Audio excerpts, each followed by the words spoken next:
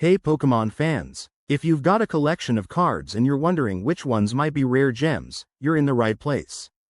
Today, we're breaking down how to spot rare Pokémon cards in 2025, with some fresh updates to the game.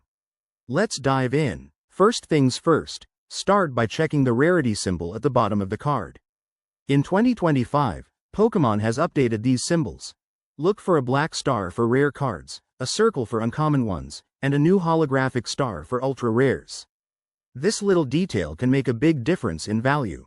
Next, examine the card's finish. Rare cards often feature holofoil or full art designs that catch the light in a unique way. With 2025's advancements, some rares now have a rainbow foil pattern or even embedded QR codes for verification. But be cautious, fakes are everywhere, so compare yours to official images online. Another key step is to look at the card's numbering. Many rare cards have low print numbers or special editions marked on them.